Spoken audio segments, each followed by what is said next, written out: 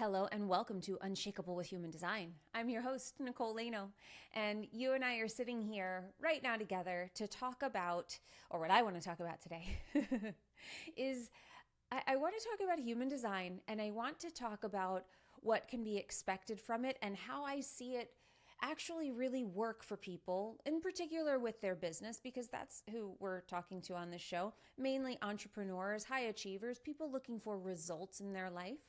But this honestly can be, stretched out to the masses of what you can expect from human design. And I really want to tackle this because I've seen this misconception, this really common misconception come up with human design and what people expect from it. Part of that, I think, is, the Instagram culture that we live in, the social media platforms that have only made our attention span shorter and shorter.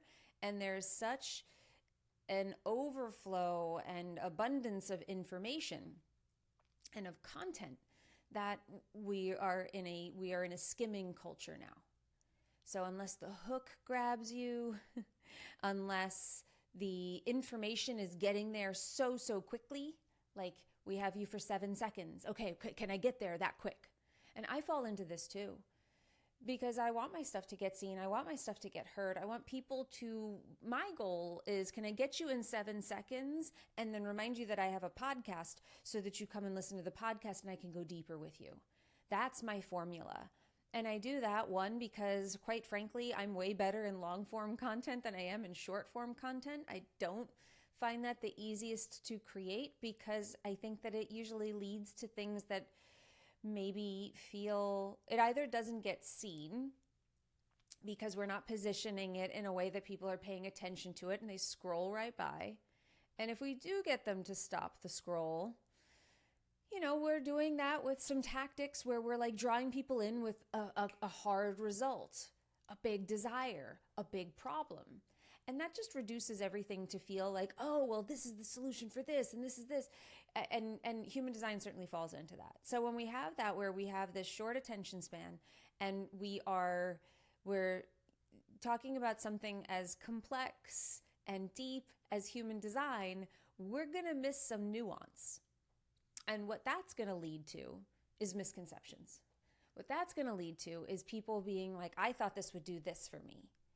Or just having in their mind that it should be this way. And then it can end up negating what human design is actually supposed to do, which is take the power away from the mind. And because we thought if we did it right, then we would get a certain result, it didn't happen like that. So now we're in our head again, wondering if human design works. Did I do it right? And that's not the vibe. So I want to break that down. I kind of want to talk a little bit about this misconception that I see. It stretches across all types, but it does happen very much it's in a lot of ways, but I'm going to talk about it from the type perspective and from strategy and authority, because a lot of us are believing that if I follow strategy and authority to a T, then only good things will happen to me. And that's not true. What following strategy and authority does is it gets you to the next right place. But that next right place might be where something falls apart. It might be where a hard lesson comes, but it's your lesson that you need at that right time in order for you to move further on the path of your purpose. And this is the problem with this, with the way that most people think about human design in a results-oriented way. And I get it. I'm going to take the responsibility for my part in this, because it's very difficult to sell something like this. My goal, my mission is to get more people following their human design every single day. I want you to love the shit out of yourself more and more every single day, because you understand yourself through this unbiased lens of your design. I want you following it so you are trusting yourself. I want you looking at your kids and seeing who they are, not who you thought they should be, or how you thought they should act like you or like somebody else, or not do it like somebody else. I want you to look at them for who they are. My intentions are very pure. My intentions are very good. But the way that we get attention, I have to tell you what human design can do for you. Otherwise, people don't want it. They don't buy it. I have to tie it to some sort of result. And sometimes that result is just that you feel better. Sometimes that result is just that you love the shit out of yourself. That's a result. And we talk about that. But I think that particularly when we start to mix business in this, and now we're getting into survival, now we're getting into money, now we are getting into growth, and it's complicated. Now we're going to take something energetic and we're going to put it into our business. And that misconception that if I follow strategy and authority, everything, I'm not going to make any mistakes. and that's, I think that's a really terrible mindset for any entrepreneur to have, that you won't make mistakes. I think a better outlook would be to say, when I make mistakes, I can handle it. I followed my process and my strategy into this moment. I don't look at it as a mistake. I see how it is working for me, not against me. I look for that. I regulate myself. I process the emotions around anything that is happening, and then I refine and move on. Sometimes we're iterating, and I don't think that a lot of people, when they come to something like human design, they're so afraid of making a mistake that what they do is they think, if I follow human design, then I won't have to worry about the decisions that I make anymore. I'm going to make all the right decisions and my life is going to go perfectly. And then when it doesn't, they get really freaked out and they start to question, does human design really work? Was I following my strategy and authority? Am I doing it right? Oh my God, now what do I do? I thought that was the right thing. I was lit up by it. I was so excited, but now I don't want to do it anymore. What happens now? This all comes from the idea that one decision is going to be like the last decision you ever have to make. That if I say yes because it feels good, that's what it's always going to be. And the truth is that we all operate differently. But no one decision is the decision forever. Everything has its cycles. And there's so much more to your chart than just the strategy and authority. But strategy and authority, what it's going to do is keep you out of your mind. Or that's what it's designed to do. That's what it's supposed to do. It's supposed to get you out of your racing mind that's going, was that the right decision? Was that the right thing to do? I don't know. Should I do it like this? Oh my God, I thought that was going to be right. What do I do now? It gets you out of that. But a lot of us, it's actually the thing that puts us right back in our mind. Why? Because we're so scared that we did it wrong. And I think what that points out is how much we were relying on human design to take all the bad stuff out of our lives away. Human design can't fix everything. Here's what it does do. It does make you feel very confident in the decisions that you do make, which allows you to go all in on those decisions. I had a conversation with one of our clients inside Business by Design, and I actually had, I have these like proud mama moments is what they sort of feel like, because I feel like when people get it, I get so excited. And when I see people not fall into traps and keep going and make decisions that feel really elevated and aligned and true, I just, that does it for me. That's what turns me on. I get super excited about it. And one of my clients wrote how she realized she tried an offer and it's not really lighting her up. It's not really what feels good to her.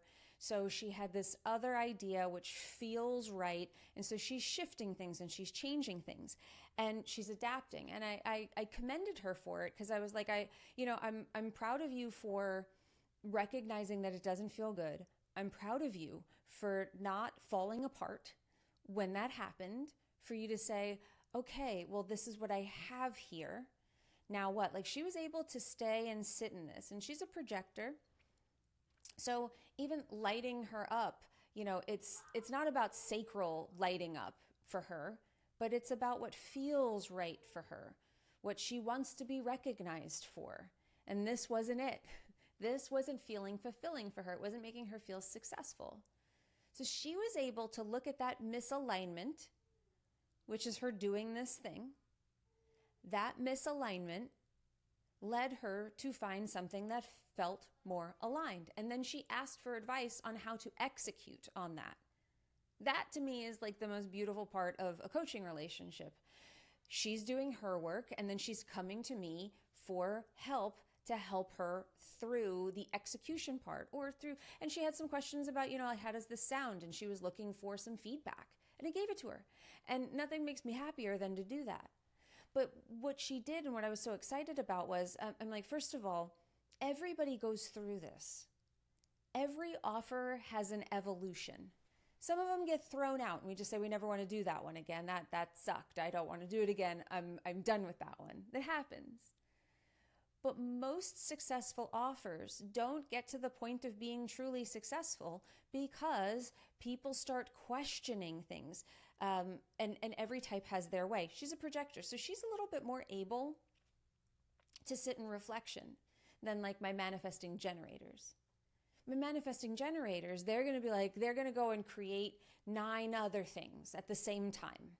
And then none of them are really going to work, or something's going to fall off and they're not going to finish them all, and things aren't really going to come together, and then they're going to run in another direction, and they're going to wonder why things aren't moving faster for them because they're doing so much.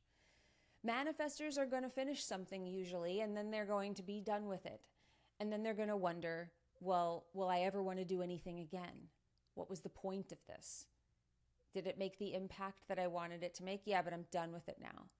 Every type has their way, and they have their own way of having an evolution with things. A manifestor might throw something out, say like, I'm done with this, next.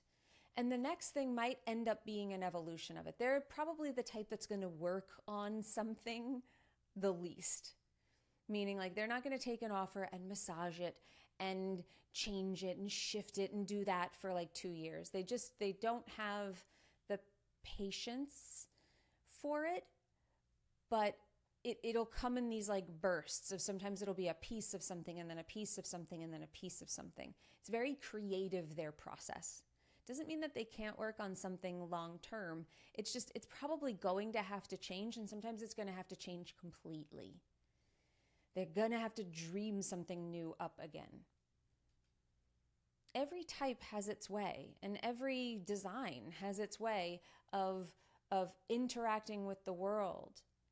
And human beings iterate things. We shift things, we change things, we make mistakes. Human design cannot save you from making mistakes. But what it can do is make you feel rock solid in your approach to making decisions in the first place, and for accepting that you will either get the result that you want or the lesson that you need. You will either find the next right step through it. Like, I mean, look at the 3 lines and 6 lines. A 6 line in that first phase of their life, and then the 3 line profiles, any of the 3s, you have to iterate. You have to adopt a perspective of, I will either get the result that I want or the lesson that I need. You have to, or you're going to miss something. You can't wait for everything to become clear in order to take step 1. And for every type, this is different. Projectors will probably have a little bit more of a plan. They will have something in their mind that they're looking to execute on, create. It'll start to unfold. It'll happen. Manifesting generators, you're going to have to take the first right step that feels good and see what happens. Otherwise, you never find out what the next step is. That first step might have been to show you what doesn't feel right. That first step might have been to give you the 10% of the thing that you just worked on that you want to keep, and you're going to throw out 90% of it. But in order to get that core 10% that you're going to take into the next thing that's going to be so crucial for the next step, for the next stage, you had to take this first step. You had to throw out the 90%. You had to do it that way. The key is that you're moving in the right direction and that you trust your direction. I don't know what the outcomes of my actions will be. I know how I approach it, and that's the most important thing. I know that I'm really paying attention to the fact that I'm in response to something and I'm not just initiating. I know I'm paying attention to the fact that this somehow aligns with the vision that I have, which usually will mean that I'm turned on by it. If it doesn't align with my vision, usually I won't want to do it. And sometimes when I don't want to do something or it feels hard, the vision, because I'm a manifesting generator, the vision will turn on the motor and I will get the juice that I need. So I know how to operate in that. But doesn't mean that I never have to turn back and say, yeah, I got to start over on that. That didn't work out. But the act of going through it felt right. And I don't know it until later on where I'm like, oh, I needed all of that in order to get here. It felt like I was moving backwards, but I was making forward progress. It just didn't look that way to me. But because I trust in my own process and I'm like, I know that I'm following my stuff. Because when something goes wrong, I don't go, oh my God, what do I have to do now? That doesn't mean I don't ask that question. I just catch myself in it. And I say, that's not how I make decisions. I don't make decisions like, oh my God, I'm so scared. What do I do now to fix it? That's not a good place to make decisions. So I come back and I say, well, I'm making a decision right now because I'm afraid. So how can I come back to my center, feel all the feelings that I'm feeling, and then wait for something to respond to tell me where to move next? I don't worry about mistakes. Sometimes I recognize that when I'm curious about something, when I'm thinking about going in a certain direction, when I want to do something and it's not happening, I'm like, I'm trying to make it happen. And that's not my way. Human design can save you from so many more mistakes than you would even know you could have been making. Usually because it's stopping you from letting your mind drive you in a direction. But this misconception that there are no mistakes that will be made, that you will live this life of pure alignment and nothing will ever come in to your life that disrupts things, is a myth. But what it can do is make you unshakable. It can help you understand where you're making decisions that are completely out of alignment for you because you're making them the wrong way. It can make it so when the storm comes or something doesn't work out, that like my client, you can sit and you can ask really good questions of yourself and you can make a decision that feels right to you. And you just see it as this is just feedback. It's just feedback and data. To say that you don't need feedback and data in order to live a life of alignment, that's just silly. We're humans. We have experiences. Those experiences nurture us. They teach us things. We learn and grow from them because we reflect on them, and then we make better decisions. It's not from the mind, it's from our own personal evolution of nurturing ourselves through this stuff.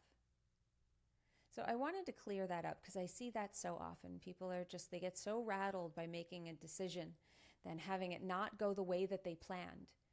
The universe, your purpose, is probably not what you think it is. I say this all the time. Your incarnation cross is not a destination, a point on a map that once you realize what it is, you think you know where it is, and now all you have to do is just make all the right turns to get there. No, that's not how it works. You live in alignment. You make decisions according to your strategy and authority, even when they don't make sense, even when it seems like things are not going your way, even when it just feels like this is completely out of left field. I don't know why I'm doing it, but it feels right. That your purpose shows up. That it's knocking on your doorstep. it's probably knocked several times, but you've ignored it or had some idea about where you should be going or how that step towards your purpose would fit into the plan that you had for your life. And you ignored it and you went in the direction of your thoughts and your mind and your ego and your conditioning. Human design gets you to tune out that noise. You're not really meant to think about your purpose necessarily. You're meant to follow what feels right, do what feels good to you. I like to think about your purpose in the sense of like, it just to make you feel maybe more validated in the direction that your soul feels like it's calling you into. I've worked with a lot of people recently who are at a crossroads in their life. They're making big decisions, they're changing things, and it's scary because that means ending some things.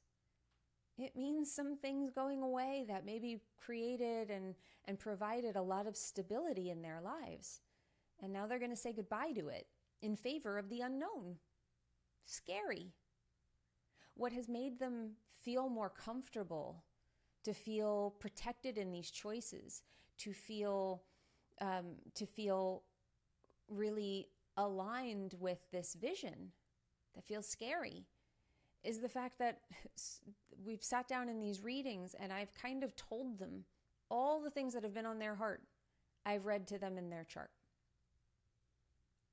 And that has created at least a feeling of validation and safety. And it doesn't mean that the decision and the course doesn't feel scary, but it's a different kind of scary, because it's kind of that like, okay, I feel like I'm getting signs. I feel like I'm not crazy for thinking that I might be meant for this thing that maybe feels really big.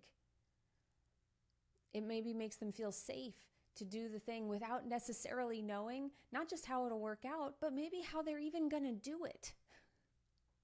Right? If you're doing something new, you might not have the tools yet. You might not know exactly how you're going to execute this whole thing. And but knowing that you're on the right path, knowing that you are so aligned with this vision, that it's really yours, that's powerful. But it doesn't mean that there won't be tough times.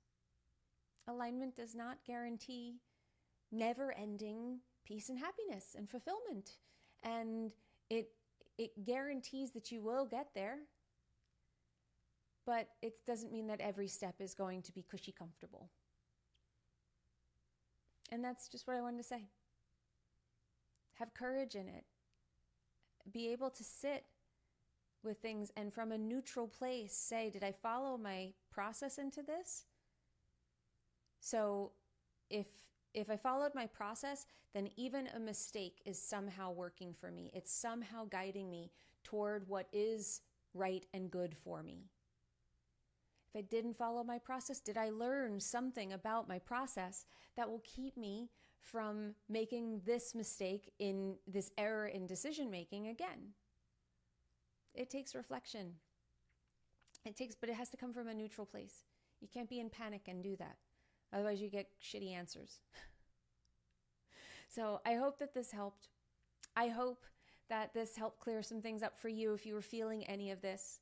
I appreciate you as always for being here with us. Thank you so much. And remember, in order to have an unshakable business, you must first become an unshakable human. So thanks for letting us help you become unshakable with human design. We'll see you next time.